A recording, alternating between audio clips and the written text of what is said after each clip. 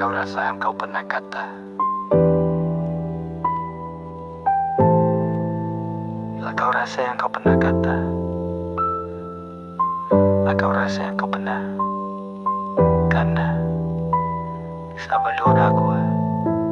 Aku harap satu hari kau sendiri yang rasa bila kata-kata kau jadi beban. Dalam jiwa kau lempar lidah tajam, konon hanya gurauan, tapi setiap baik tu tertanam dalam fikiran. Kau cakap lemah, kau cakap tak berguna, sekadar lidah berbisah tapi parah luka. Aku senyum depan kau tapi malam menangis. Kau tak nampak kesan sebab bukan kau yang tanggis. Mudah bagi kau sebab bukan kau yang rasa, tapi bila giliran kau, barulah kau mula sedar makna.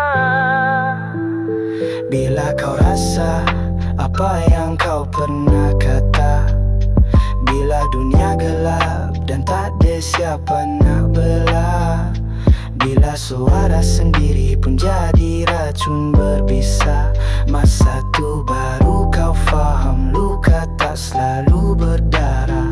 Aku belajar diam, bukan sebab lemah, tapi sebab aku tahu marah tak sembuh luka.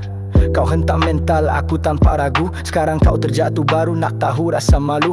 Dunia ni berpusing, karma bukan dongeng. Apa kau cakap satu hari mungkin datang melengkung. Jangan ingat lidah bebas tiada akibat. Sekali kau rasa pedihnya baru kau tahu azab.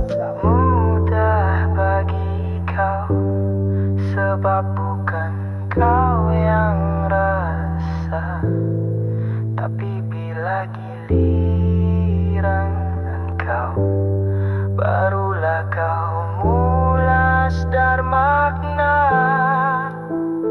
Bila kau rasa apa yang kau pernah kata, bila dunia gelap dan tak ada siapa nak belah, bila suara sendiri pun jadi racun berbisa, masa tu baru kau faham luka tak selalu berdarah.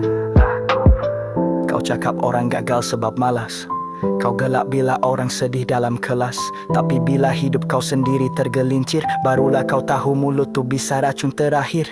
Aku tak balas dengan dendam, cuma doa agar kau rasa bukan untuk derita, tapi untuk faham bahwa kata-kata itu senjata yang tak nampak luka tapi boleh bunuh jiwa.